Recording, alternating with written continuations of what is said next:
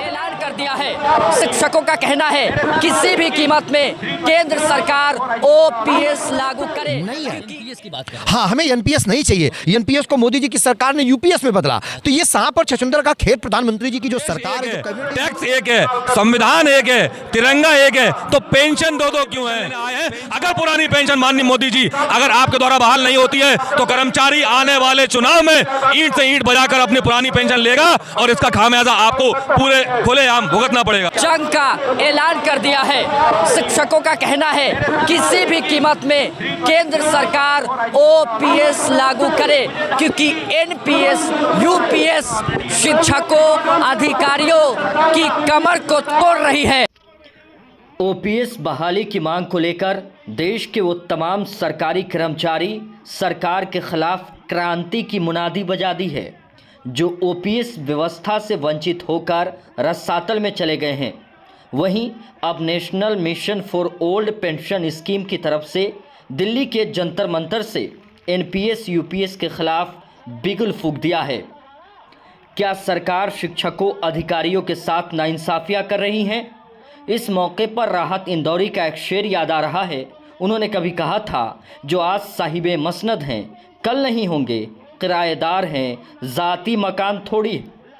बस जाहिर है कि शेर के ज़रिए शिक्षकों की नाराज़गी को बाखूबी समझी जा सकती है। शिक्षक और कर्मचारियों का भविष्य सुरक्षित नहीं है। एनपीएस की बात हाँ, हमें एनपीएस नहीं चाहिए। एनपीएस को मोदी जी की सरकार ने यूपीएस में बदला। तो ये सांप और छछूंदर का खेल प्रधानमंत्री जी की जो सरकार है, जो कैबिनेट, ये बंद करे। सीधे सीधे मुद्दे पे बात करें। अगर करना है तो आप विकल्प दे दें, एनपीएस का विकल्प, यूपीएस का विकल्प, ओपीएस का विकल्प। जिस शिक्षक और कर्मचारी को जो पसंद आएगी वो अपनी स्वेच्छा से लेगा। हम दूसरा सवाल ये है, प्रधानमंत्री जी से आप लोगों के माध्यम से जानना चाहते हैं, राजनीति सेवा अटल की तत्कालीन सरकार राष्ट्रीय पेंशन प्रणाली यानी एनपीएस को देश भर में 1 जनवरी 2004 को लागू कर ओपीएस को समाप्त कर दिया है। लेकिन अब मोदी की कैबिनेट सरकारी कर्मचारियों की नाराज़गी को दूर करने के लिए नेशनल पेंशन स्कीम में कुछ संशोधन करने का फैसला किया है। इसलिए मोदी सरकार ने यूनिफाइड पेंशन स्कीम 2025 में लागू करने का ऐलान किया है। सरकार ने कहा है कर्मचारियों के सामने 2 विकल्प होंगे, चाहे तो वो एनपीएस का चयन कर सकते हैं या यूपीएस का। लेकिन इस फैसले को लेकर सरकारी कर्मचारी जमकर मुखालिफत कर रहे हैं। क्या देश में कर्मचारियों का महाआंदोलन होगा? संयुक्त पुरानी पेंशन मोर्चा के अध्यक्ष क्रांति सिंह ने जो कहा है आपको सुनना चाहिए। देश एक है, टैक्स एक है, संविधान एक है, तिरंगा एक है, तो पेंशन दो क्यों है? पेंशन हमारे बुढ़ापे की लाठी है। हम यहाँ पर क्वालिफाइड होके आते हैं, हम यहाँ पर चयन करके आते हैं। जब आते हैं तो हमें जो सुख सुविधाएं मिलनी चाहिए सरकारी नौकरी में, आज वो हमसे छीन ली गई हैं। और पुरानी पेंशन हमारा अधिकार है, हम लेके रहेंगे। इसके लिए आने वाले समय में हमारे प्रांतीय संगठन के सारे नेता, इनके 91 लाख कर्मचारी महाराष्ट्र, हिमाचल, राजस्थान, उत्तर प्रदेश, गुजरात, जम्मू, यहाँ पे पूरे इंडिया के नागालैंड से, सिक्किम से, मिजोरम से लोग यहाँ पर पुरानी पेंशन लेने आए हैं। अगर पुरानी पेंशन माननीय मोदी जी अगर आपके द्वारा बहाल नहीं होती है तो कर्मचारी आने वाले चुनाव में ईंट से ईंट बजाकर अपनी पुरानी पेंशन लेगा और इसका खामियाजा आपको पूरे खुलेआम भुगतना पड़ेगा। ओपीएस बहाली की मांगें न केवल केंद्रीय स्तर पर लगातार हो रही बल्कि राजकीय स्तर पर भी लगातार हो रही हैं।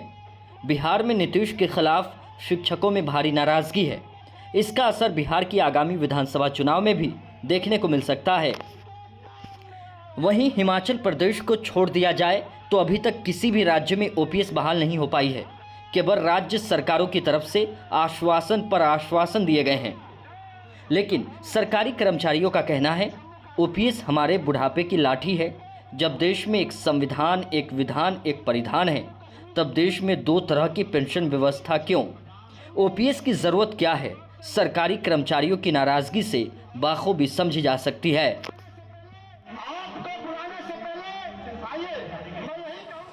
ओल्ड पेंशन स्कीम को लेकर जंतर मंतर पे पिछले 10 दिनों से धरना जारी है। आपको बता दें कि जिस तरीके से जो कर्मचारी संगठन हैं, जो रेलवे कर्मचारी संगठन है या अन्य कर्मचारी संगठन है, उनकी मांग है कि जिस तरीके से नेताओं और विधायकों को जो पेंशन मिलते आ रही है, तो फिर कर्मचारियों को पेंशन ओल्ड पेंशन स्कीम के तहत क्यों नहीं मिल रही है। इसी मांग को लेकर जो शीत सत्र शुरू हो चुके हैं, विंटर सेशन में इसकी मांग उठने की संभावना